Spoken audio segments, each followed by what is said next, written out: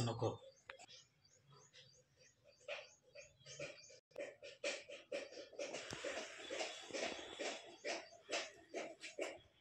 बस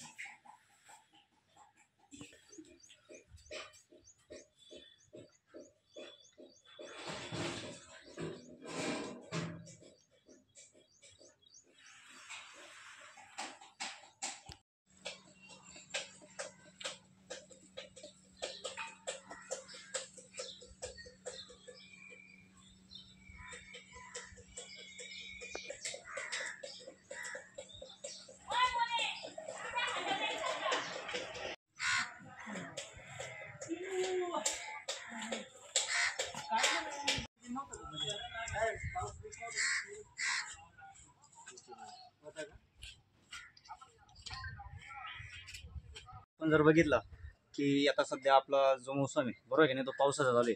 पावसाच्या मोसममध्ये आपण जर बघितलं तर आता आपल्याला बैलपोळा येणार आहे. तर त्या बैलपोळ्यानिमित्त आपण काय करणार आहे, याची माती बनवणार आहे. तर ही माती बनवताना जे कष्ट लागतात ते कष्ट सर्व आपली मेहनतीचे. ना मशिनरी वापरतो आम्ही, ना याच्यामध्ये कोणतेही वापरतो. जे काही वापरतो आम्ही स्वतःची मेहनत वापरतो.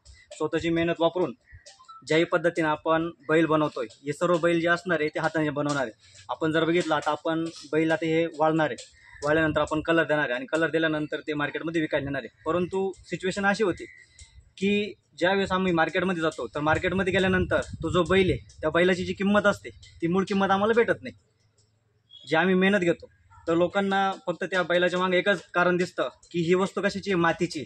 पण ती मातीची वस्तू आहे ही फुकट आलेली नाही. आजकाल जर आपण बघितलं ती माती आणण्यासाठी आम्हाला डंपरने माती आणावं लागते. त्या डंपरसाठी पण आम्हाला पैसे द्यावे लागतात. त्याच्यामध्ये जाणारे लीद असेल, त्याला भाजण्यासाठी असणारे जे मटेरियल असणारे, या सर्व गोष्टी आम्हाला महाग झालेल्या आहे. पण आजकाल जे लोकांचे दृष्टिकोन आहे त्या माती कलाकाराकडे बघण्यास, तर ते काय असणार आहे की फक्त ती माती जी आणलेली आहे ती फक्त काय असणार आहे, त्यांच्यासाठी वेस्टेज असणार आहे. की कोणत्या तरी ठिकाणून ती माती आणतात, फुकट माती आणणे आणि त्याच्यापासून तो बैल बनवणे. पण जी त्या बैलाची ओरिजिनल किंमत आहे तीही या लोकांना किंवा आमच्या सर्व लोकांना ही भेटल्या गेली पाहिजे आणि हिचं महत्त्व त्या सर्व लोकांना कळलं गेलं पाहिजे. काय नाव सांगाल तुम्ही इथं बैल बनवताय मातीचे? बोला. आलो. हां. माझं नाव बाळू काशीनाथ शिकारे, राहणार रायपूर, तालुका चांदवड, जिल्हा नाशिक. हे आमच्या वडिला पारगा पाहून हा व्यवसाय पहिल्यापासून आहे. आम्हाला शेती नाही, बाडी नाही. मटक्याचं काम करतो, बैलाचं करतो, घटाचं जे आलं ते काम पहिल्यापासून आमचा हा व्यवसाय असं. सरासरी किती दिवस झाले असेल तुम्ही? आता हे बैल बनून कमीत कमी 3 महिने होत चाले. ते काही एका दिवसात होत नाही. बरं. काय वल्ली माती राहते, वाळायला टाइम नाही आणि बोट काम राहतं, एकदम बारीक काम राहत. त्याच्यामुळे तो 2-2, 3-3 महिन्यातून आम्ही हे व्यवसाय करतो असं.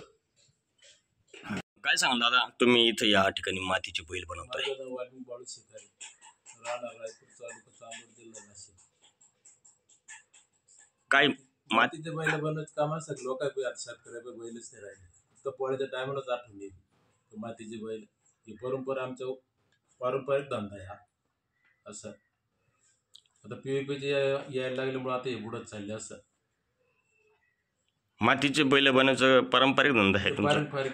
सरासरी आता किती बैलांची हे समजा कसे विकले जातं? हे 25 रुपयाचे 5 जाते. 25 रुपयाचे पडले तर 50 जाते.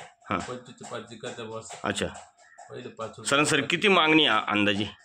मागणी भरपूर आहे बैलाला, मागणीच काही नाही. मग तेवढं करायला वेळ पाहिजे असं. आमचा हा वर्ल्डपाती धंदा आहे. आता ही पोळ्याचं सीजन आहे, पोळ्याची बैलं बनवायचे काम चालू आहे. पहिले पाय बनवावं लागते, नंतर त्याला जोडायचं, नंतर मुंडकं लावायचं, नंतर कलर करायचा, मग बाजारात न्यायची, विकायची. सध्या तर मातीच्या बैलांनाच प्राधान्य पाहिजे, पण मग आता हे PVPचे निघाले. PVPला नाही पाहिजे. मातीचे बैल कसे आहे, ओरिजिनल म्हणजे मातीचे बैल वापरले जाते असं. आणि शेतकऱ्यांकडे खरे बैल म्हणजे मातीची पूजा म्हणजे मातीच्या बैलांचीच केली पाहिजे. पण मग आता हे PVP निघाली, PVPचे चालू आहे आता असं. कधीपासून धंदा करता तुम्ही? वडिलोपार्जित चालू आहे ना.